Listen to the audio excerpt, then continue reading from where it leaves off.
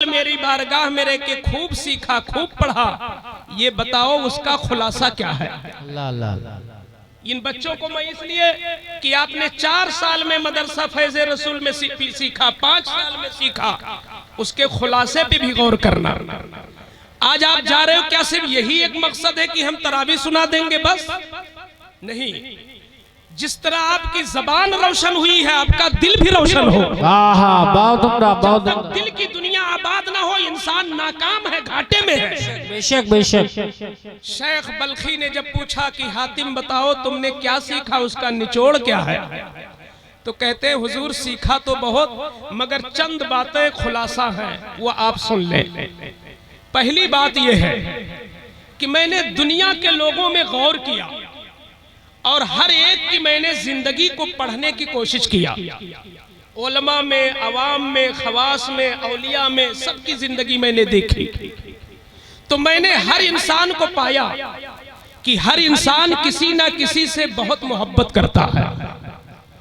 कोई शख्स अपनी माँ पे बहुत, माँ को चाहता है, तो कोई बेटा अपने बाप को ज्यादा चाहता है। कहीं कहीं ऐसे शागिर्द होते हैं कि अपने बाप और अपनी माँ से ज्यादा उस्ताद से मोहब्बत करने लगते हैं। और किसी को इंसान से उतनी चाहत नहीं होती, उसको दौलत से चाहत होती है। किसी को अपनी इज्जत से चाहत होती कि इज्जत मिले चाहे जो कुछ हो। तो हातिम असम कहते हैं हुजूर मैंने देखा दुनिया में कि लोग किसी ना किसी को महबूब रखते हैं। कोई बाप को, कोई बेटे को, कोई दौलत को, कोई उस्ताद को, कोई पीर को, कोई किसी को, हर एक किसी ना किसी को अपना महबूब बना लिया है। लेकिन मैंने देखा कि ये सब के सब घाटे में है। घाटे में इसलिए है कि जब इस इंसान की रूह निकलेगी, तो रूह निकलने के बाद अब बड़ी तेजी के साथ तैयारी होगी कि कितनी जल्द इसको घर से निकाला जाए और आंगन को इससे पाक किया जाए और कब्र की तारीकी में इसे हवाले किया जाए। तो कुछ वो झूठे दोस्त होंगे जो बाहर ही से पूछ के चले जाएंगे, आधा घंटा कुर्सी पे बैठ के निकल जाएंगे, चेहरा भी नहीं देखने आएंगे। कुछ ऐसे भी दोस्त होंगे जो थोड़ी देर के लिए 2 मिनट के पास आएंगे, जनाजे के पास चेहरा खुलवाएंगे, देख लेंगे, चले जाएंगे। कुछ होंगे जो बड़े वफादार, रोएंगे, चिल्लाएंगे। लेकिन जितने महबूब हैं, चाहे वो बीवी ही क्यों ना हो, चाहे वो माँ क्यों ना हो, सब के सब, सबकी मोहब्बतें लेंगड़ी लूली हो जाएंगी, बेबस हो जाएंगी। कोई आंगन ही तक रहेगा, कोई दरवाजे तक रहेगा, कोई कब्रिस्तान के करीब पहुंचेगा, कोई होगा जो कब्र में उतारेगा भी, कोई होगा जो सरहाने बैठ के तिलावत भी कर देगा। लेकिन हमें कोई ऐसा दोस्त नहीं मिला जो मेरे साथ कब्र के अंदर भी चला जाए। जिस बीवी के लिए मैंने इतना कमाया और उसको खुश करने के लिए हमने अपनी जवानी लगा दी, वो बीवी भी रो चिल्लाकर यहीं रह जाती है, मेरे कब्र में मेरे साथ नहीं जाती।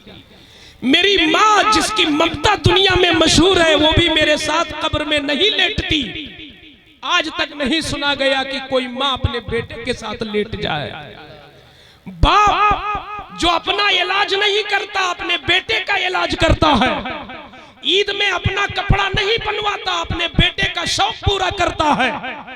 जमीन बेचकर अपने बेटे को डॉक्टर बनाता है, सब कुछ करता है, मगर वो बाप भी अपने बेटे के साथ कब्र में नहीं जाता। तो हुजूर मैंने देखा कि हम तो घाटे में हैं।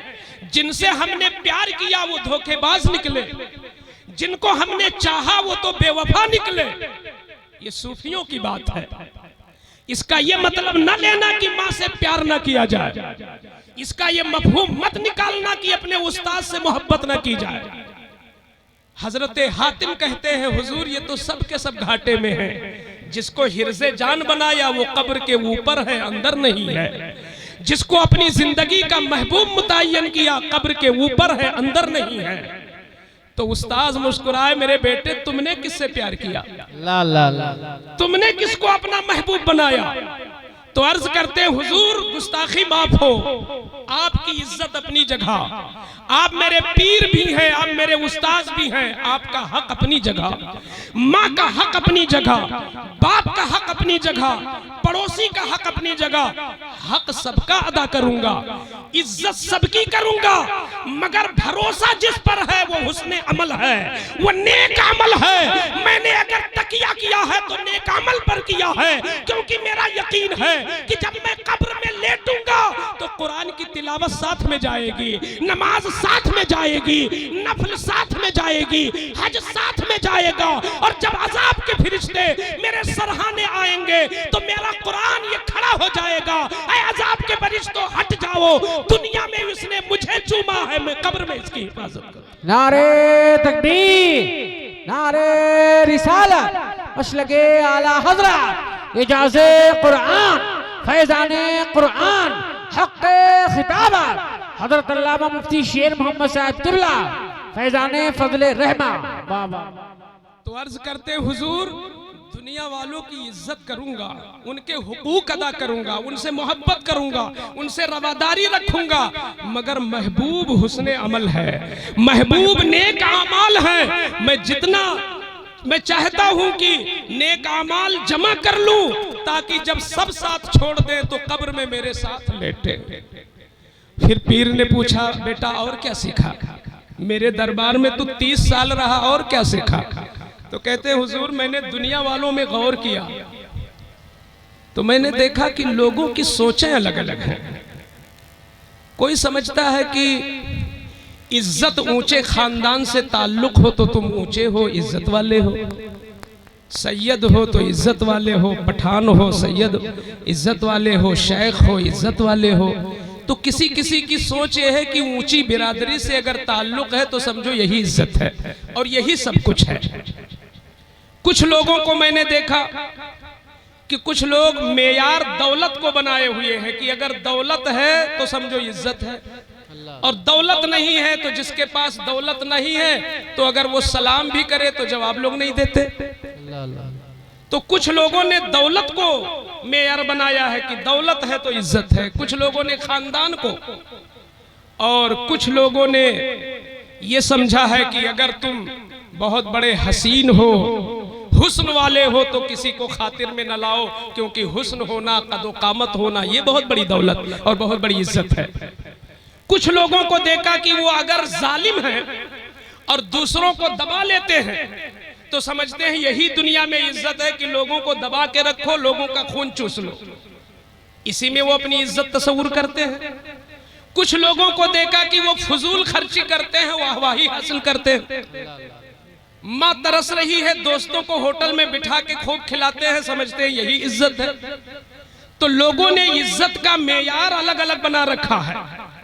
तो पीर ने मुस्कुरा के फरमाया बेटा तुमने इज्जत किसको समझा। अल्लाह अल्लाह अल्लाह। तो कहते हैं हुजूर जब मैंने देखा कि लोगों के नजरियात अलग हैं, कोई खानदानी शराफत पे नाज कर रहा है, कोई दौलत पे नाजा है, कोई अपने कदो कामत पे उतारू है, कोई अपने दुनियावी जाहो हशम को अपना मेयार बनाए हुए हैं, तो मैंने अल्लाह की किताब खोली और मैंने कुरान पढ़ना शुरू किया और मैंने कहा है कुरान तेरे अंदर सब कुछ है, तवज्जो चाहूंगा, ऐ कुरान तेरे अंदर सब कुछ है, तू बता कि ये तो दुनिया है, दुनिया ने अपना अपना मेयार बना रखा है, ऐ कुरान तू बता अल्लाह के नजदीक कौन इज्जत वाला है।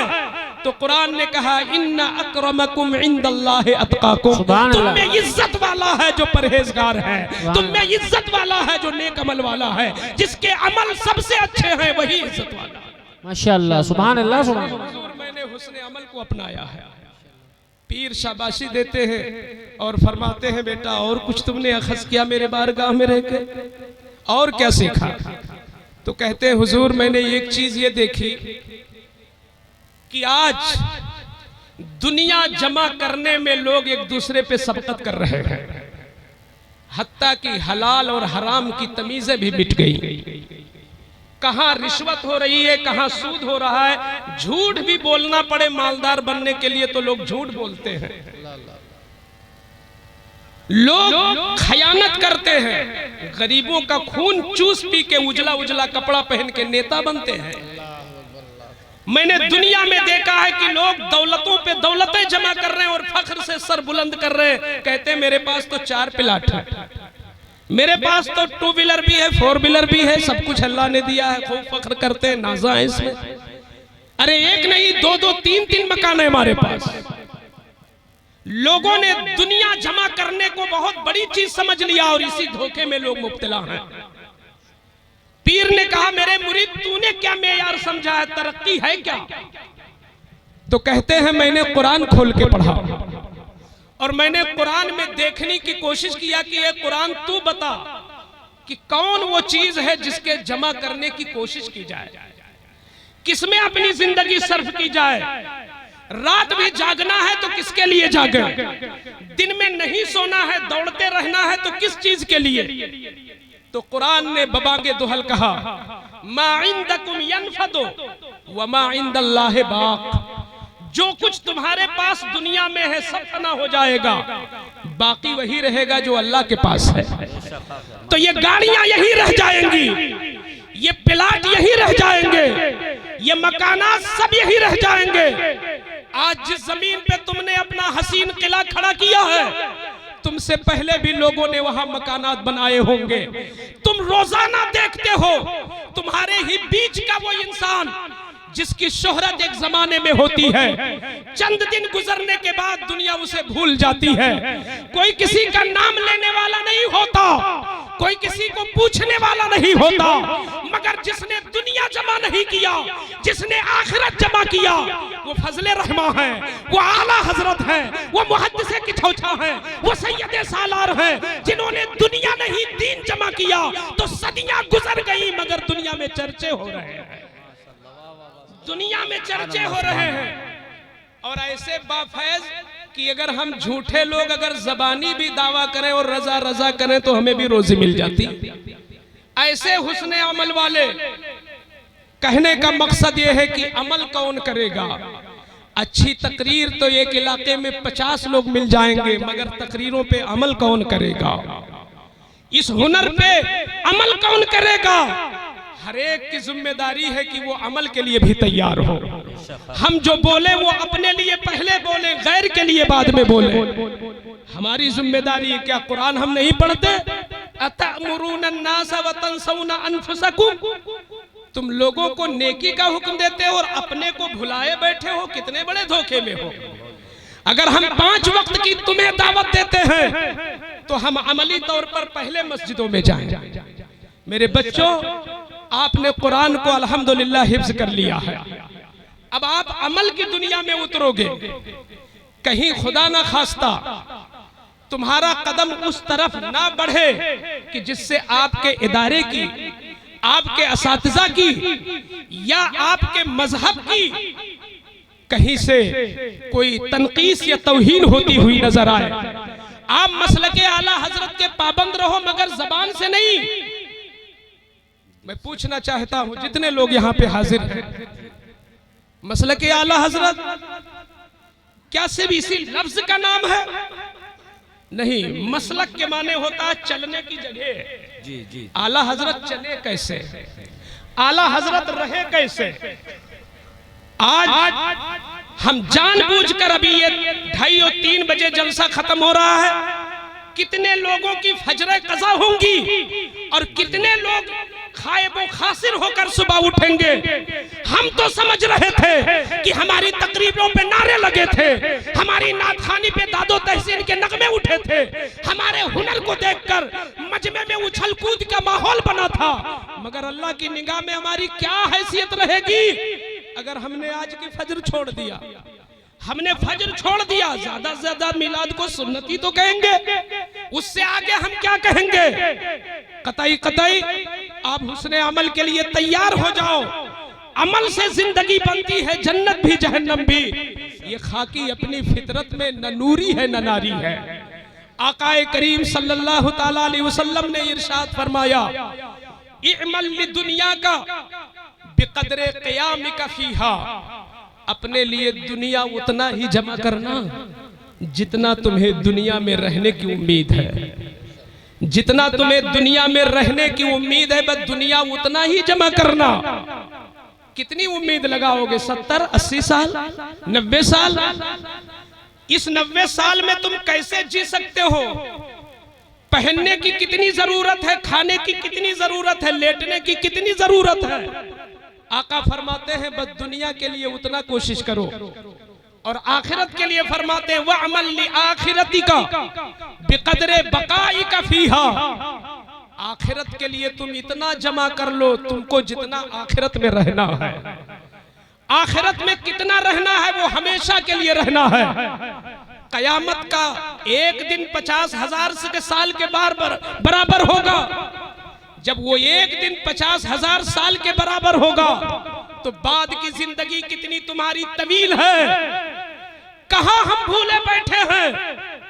आज हमें हमारे अमल के अंदर अगर कोई नमाज भी पढ़ता है तो दिखावा में शिकार हो जाता है, कोई अगर तहज्जुद भी पढ़ता है तो जिक्र कर देता है, कोई अगर कोई नेक अमल करता है तो कहीं ना कहीं से शैतानी वसवसे का शिकार होकर जिक्र करके, रिया करके, दिखा करके वो उसमें आग लगा देता है। शैतान के वसवसों से महफूज रहो और सच्ची तौबा करके एक नई जिंदगी शुरू करने की कोशिश करो। ये दोस्त नहीं है, ये दुनिया में जीने का एक जरिया है सिर्फ। अगर ये वाकई दोस्त होते तो अगर अभी जहां पे तुम बैठे हो अगर यहाँ बहुत तेज जलजला आ जाए, बहुत तेज जलजला आ जाए, बताओ कितने बाप हैं जो अपने बेटे को तलाश करेंगे या अपनी जान को बचाएंगे? कितने साथी हैं जो अपने साथी की हिफाजत में रोएंगे या अपनी हिफाजत के लिए सोचेंगे?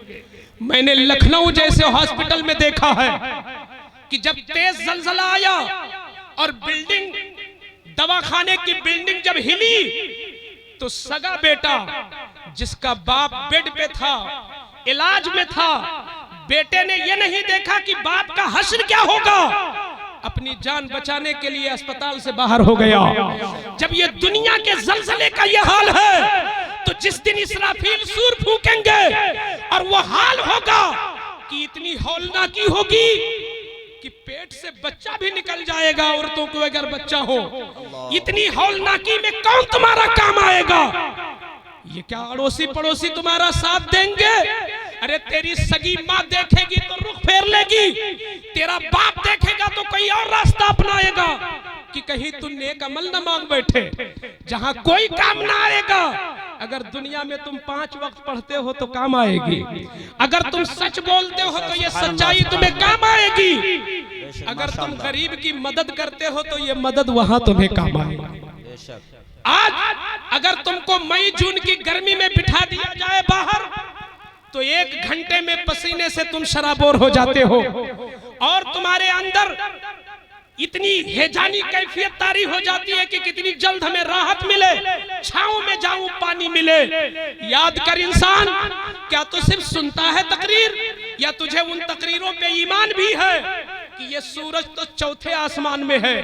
जब चौथे आसमान में रह के उसकी गर्मी का ये हाल है कि खुली फजा में तुम रुक नहीं सकते घंटा भर, तुम बगैर छाते के रह नहीं सकते। जब तुम इस खुली हुई फजा में चौथे आसमान में लगे हुए सूरज की गर्मी नहीं बर्दाश्त करते तो जब यहाँ इतनी नीचे आ जाएगा ये सूरज और अपनी तमाजत के साथ जब अपनी हरारत और तमाजत को तुम पे फेंकेगा और तुम्हारे जिस्म से इतना पसीना निकलेगा कि अपने पसीने में तुम डुबकियां लगा रहे होगे, किसी के गर्दन तक होगा तो कोई अपने पसीने में डूब रहा होगा। सोचो जरा, क्या उस वक्त अपनी गाड़ियों को याद करोगे? क्या उस वक्त अपने प्लाट को याद करोगे? क्या उस वक्त अपने ताल्लुकात को याद करोगे? क्या उस वक्त तुम्हें अपनी नेता नगरी याद आएगी? क्या उस वक्त तुम्हें अपनी प्रधानी याद आएगी? क्या उस वक्त तुम्हें अपना इल्म याद आएगा? क्या उस वक्त तुम्हें अपनी अच्छी आवाज याद आएगी? नहीं। अगर हिफाजत करेगा तो हुस्ने अमल करेगा, नेक अमल करेगा, नेक अमल के सिवा कोई नहीं करेगा। माशाअल्लाह, वाह वाह, सुभान अल्लाह, माशाअल्लाह। इसलिए नेक अमल के लिए राजी हो जाओ। आज बड़े बड़े लोग हैं, बड़े बड़े लोग, मगर मैंने देखा है अपनी इस जिंदगी में, इस छोटी सी जिंदगी में मैंने देखा है कि अल्लाह अल्लाह बेटा मर जाए तो इतना रोते हैं कि आंखें सूख जाती हैं, बेटा फौत हो जाए तो माएं इतना रोती हैं कि बिल्कुल पागल सी हो जाती हैं। मैंने देखा है कि लोगों के यहाँ चोरी हो जाए लोग रो पड़ते हैं, कोई किसी की तौहीन कर दे लोग रो पड़ते हैं, किसी की इज्जत ना हो रो पड़ते हैं। मगर मैंने नहीं देखा कि हमारे अवाम में हो या खवास में कितने लोग हैं कि नमाज छूटी हो तो रोते मिले हो, उनसे गलती हो गई हो तो रोते मिले हो, जुल्म हो गया हो तो रोते मिले हो। हाँ, अगर रोए हैं तो अहमद रजा रोए हैं, रोए हैं तो फजले रहमान रोए हैं, रोए हैं तो सैयद सालार रोए हैं।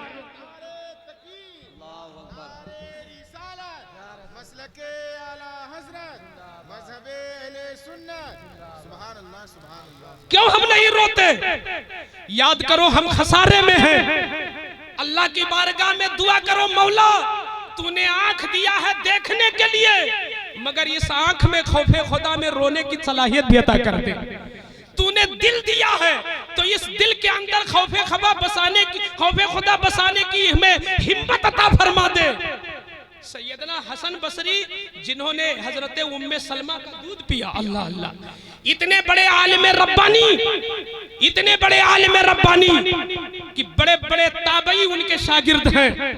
सैयदना हसन बसरी अपने मकान के छत पे एक दिन खौफे खुदा में रो रहे थे, एक दिन खौफे खुदा में रो रहे थे दर्दो कर्ब के साथ, और इतना रोए कि उनकी छत से उनके आंसू गली में गिर रहे थे।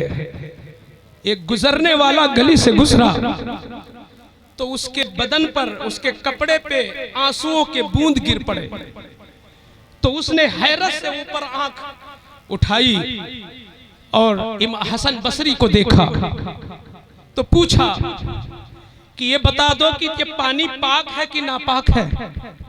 ये जो मेरे कपड़े पे पानी गिरा है तो पाक है कि नापाक है? आंसू नापाक तो नहीं है। आंसू अगर लग जाए तो कपड़ा गंदा नहीं होता, तहारत जायल नहीं होती। मगर हसन बसरी का खौफे खुदा देखो, इरशाद फरमाते हैं मुसाफिर इस कपड़े को पहनकर नमाज मत पढ़ना, इस कपड़े को पहले धुल लेना तब नमाज पढ़ना। पूछने वाले ने कहा हुजूर क्यों? तो फरमाते हैं कि ये मुझ गुनहगार के आंसू है, और जब एक गुनहगार रोता है तो उसके आंसुओं में उसका गुनाह धुलता है, तो ये हसन बसरी के गुनाह लग गए हैं, इसलिए कपड़े को धो लेना। कहां गया वो एहसास? जब ईमान वो था तो हमारे खत से दरिया अपना रास्ता बदल देता था। जब ईमान में ये दम था तो जंगे बद्र में फिरिश्ते आसमान से उतर आए। कौन सी ताकत थी सिद्दीक के पास? कौन सी ताकत थी फारूक के पास? बातिल ने ललकार के कहा था ना फारूक तुम मोहम्मद के साथ आए हो, जो मोहम्मद तुम्हें तलवार दुनिया में न दे सके, तलवार न दे सके, घोड़ा न दे सके, वो क्या हम लोगों से तुमको बचा पाएंगे? कहां हो? अगर अपनी बीवियों के साथ रहना है तो आ जाओ, ये अबू जहल ने कहा था।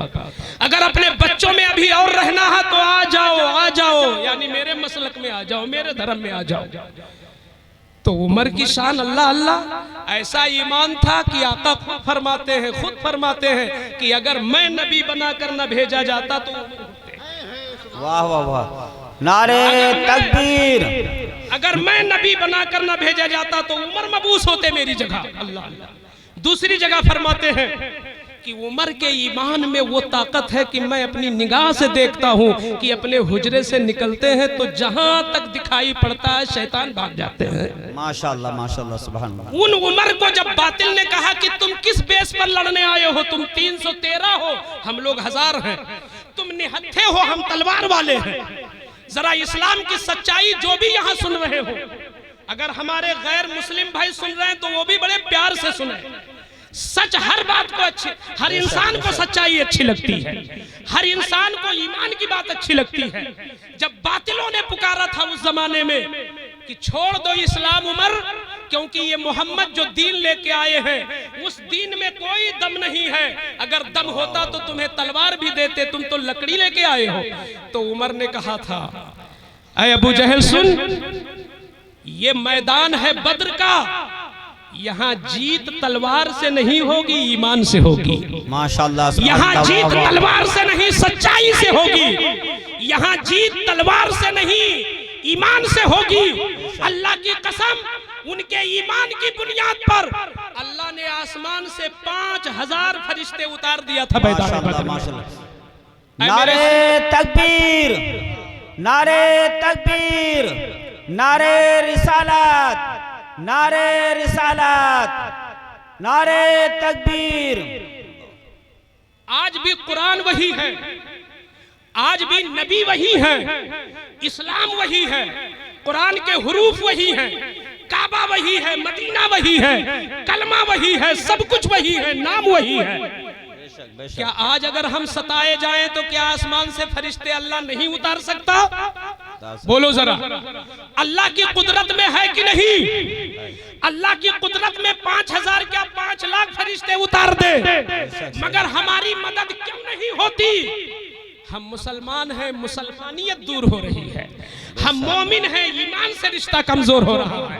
हम मुस्लिम हैं, इस्लाम से रिश्ता हमारा मजबूत नहीं हो रहा है।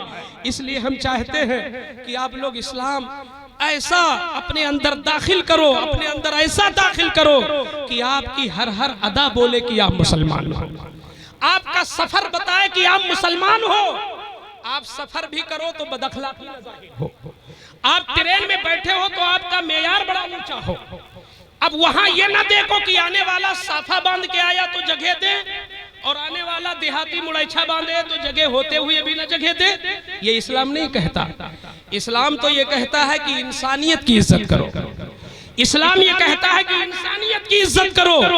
अगर तुम एक गैर को भी, अगर तुम एक गैर मुस्लिम को अपनी सीट को कम करके उस पे बिठा लेते हो बगल में, तो मैं कहता हूं तुमको कुछ मिले या ना मिले, इस्लाम को नफा मिलेगा और वो 10 जगह बयान करेगा। यकीनन मुसलमान का अखलाक बहुत बुलंद है।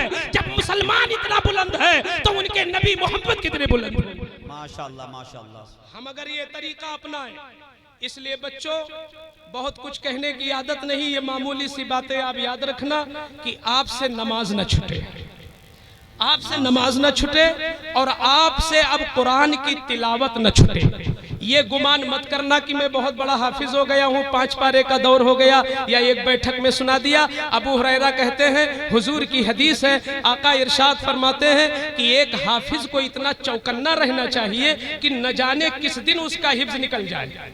जैसे एक आदमी अपना ऊंट कमजोर रस्सी में बांध कर भूल न जाए कि अब तो ऊंट को बांध दिया, बल्कि देख रेख करे कि तवाना ऊंट कमजोर रस्सी न जाने कब तोड़कर भाग जाए। ऐसे ही अल्लाह का कुरान बड़ा मुकद्दस कलाम है, कभी भी न छोड़ना।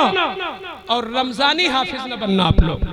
ये न करना कि जब 2 महीना रह जाए तो कुरान उठा के रेतना शुरू कर दे, बल्कि आप रोजाना कुरान की तिलावत करो और ये हिम्मत लेके जाओ कारी शाहिद साहब के इस मदरसे से और अपने उस्ताद की बारगाह से ये दर्स लेके जाओ कि हम हर दिन हर वक्त हाफिज कुरान रहेंगे, वक्त हमारा कुरान याद रहेगा।